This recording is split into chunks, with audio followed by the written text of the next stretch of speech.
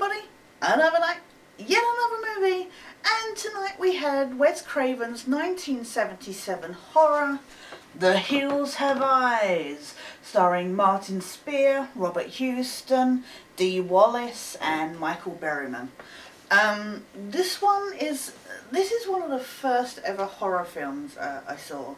One of the first ever 18 rated horror films I saw, before I actually hit 18. And it's an interesting, considering we just recently had Wes Craven's The Last House on the Left, which I didn't think much of. This one is so much different. It's flawed, but it is much more enjoyable to watch. It's basically this family kind of travelling for America to get to California, go through this kind of a wasteland, a desert wasteland, where near a military base, Air Force base, and they kind of get their car loses an axle or something, and they end up grounded basically. Them and their two lovely German shepherds and their trailer. And it turns out that there's these savages living within the hills, nice cannibals, that are basically hunting this family down. And, just want to, have them for dinner, if you will.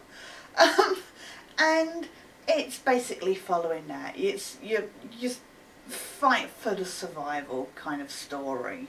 Again, nothing new, but it's how it's told is what makes it enjoyable. It takes a while to get into, and it's not even really setting up the characters.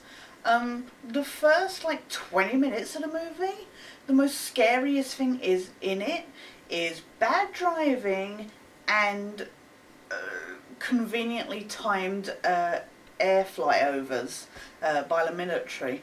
That's the most scariest thing you get at the start of this movie.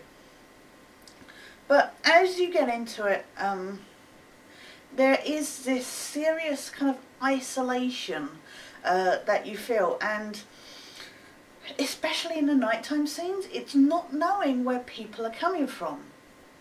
That being said, this movie, seriously, I don't know, you've got these big hills, expansive area and stuff, and actually there's a lot of wasteland before you get to some of the hills, which always cracks me up when you then see them literally taking 10 running steps in one direction and all of a sudden they're up on the hills.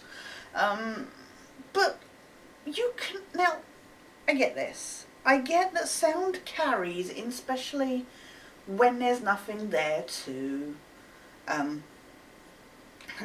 stop it.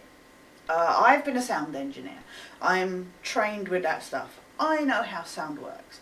I also know how sound can be reflected by the mountains. However, they have these, every time anybody's calling out from any distance in this movie, you can hear them with clarity. And you can completely, there's no sense of echoing, in that they instantly know what direction the sound is coming from, etc. That was one of the things I was nitpicking, besides the fact that when you start to get the first glimpses of the savages, they are the most well-kept cannibals ever. Throw some bone necklaces and headgear on them, but seriously, their teeth, their skin, it's all really well kept. Except for this one,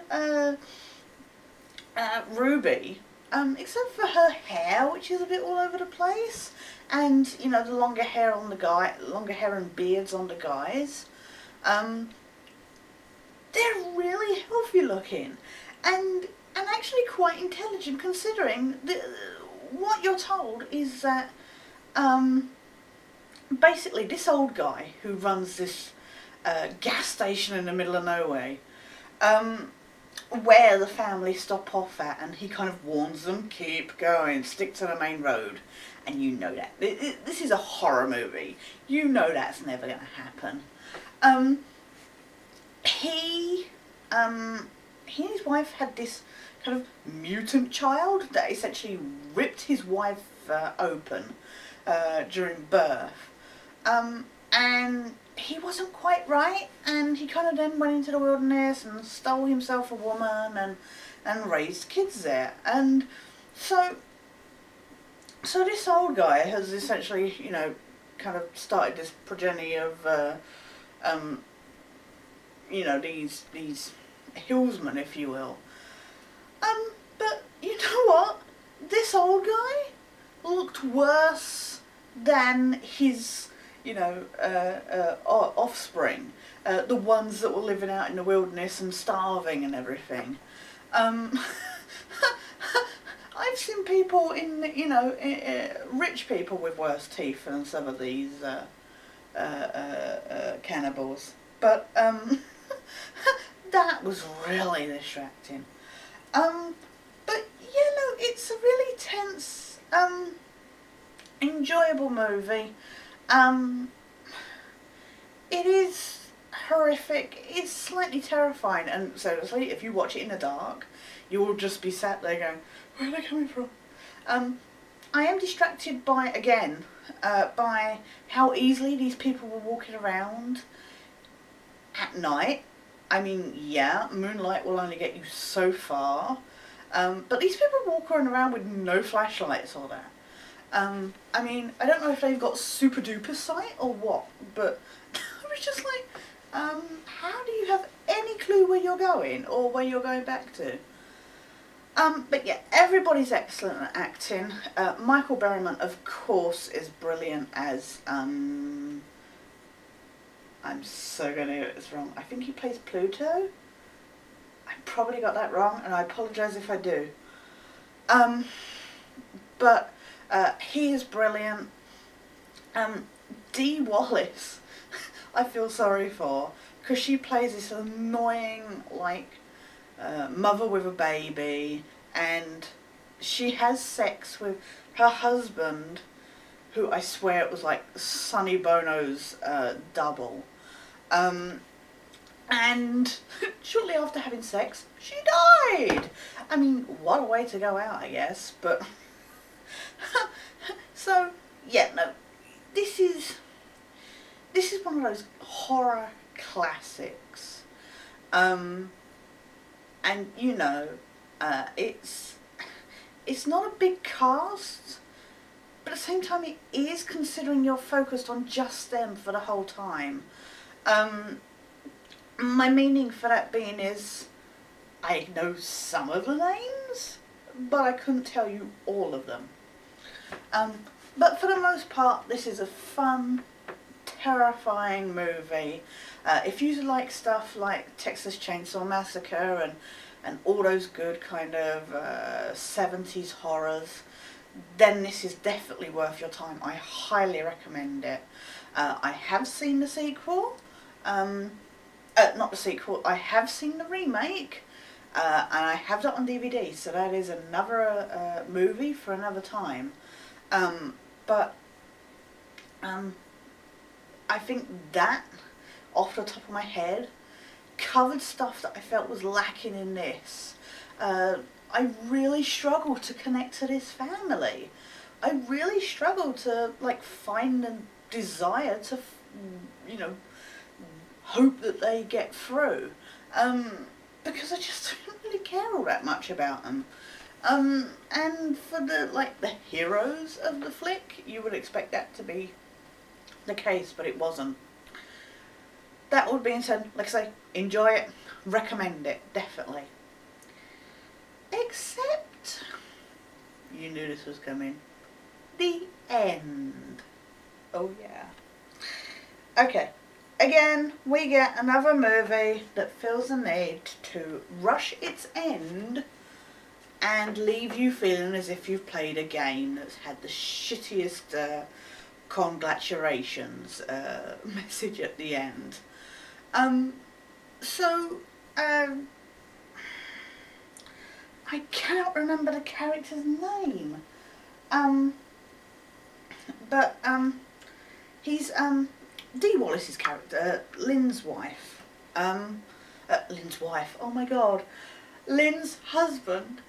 Although he is a bit girly, so you will have to forgive me on that one. Lynn's husband is killing one of these evil gits at the end, and he's like smashing him with something and that, and then the screen just freezes, and like screen captures this shot, turns it red, goes silent, and then the credits roll, and I was like, okay, and I don't, maybe I looked away from the TV or something, but I want to know what happened to the mother of the the next generation down on that. She was this big fat woman, kind of really distasteful. Well, of course, we're talking about cannibals here. She was this big fat woman, and I don't know what happened to her. I don't think for a second that they killed all of the cannibals.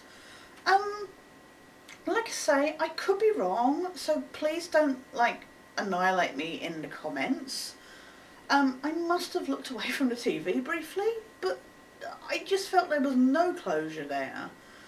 I guess, I don't know if they were playing for time or what.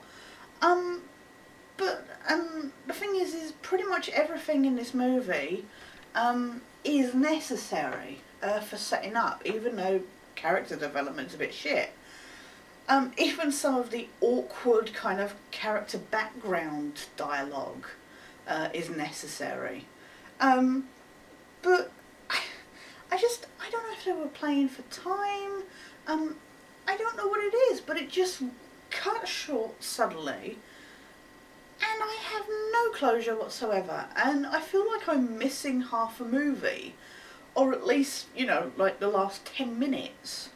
Now, I don't know, I haven't really just, looked through the special features on this. This is the Anchor Bay double disc special feature, special edition.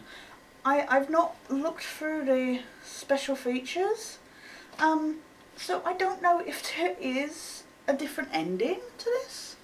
But yeah, the ending's really flat and just like, okay, okay. I was just like, yeah. So for all its faults, no matter how much I enjoy it, just the ending, the fuck. But like I say, for all its faults, like I say, it is very flawed. But it is still a good campy 70s horror flick to check out.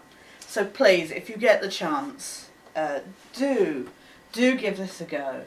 And if you've seen the I keep saying sequel. If you've seen the remake, still check this out. It's worth to see where the remake kind of came from, and to see where that improves and where it fails. But yeah, that was 1977's The Hills Have Eyes. That was tonight's movie. We'll be back again tomorrow, but for now, with our 50th instalment. But for now, this is Sketch, signing out. Tash really needs to learn how to count. This was the 50th A Movie a Night review. So, happy 50th, everybody! Thank you so much for sticking with me and watching and commenting. Hopefully you'll stick with me through the next 50. Hope you've enjoyed this review, and I'll see you again tomorrow night.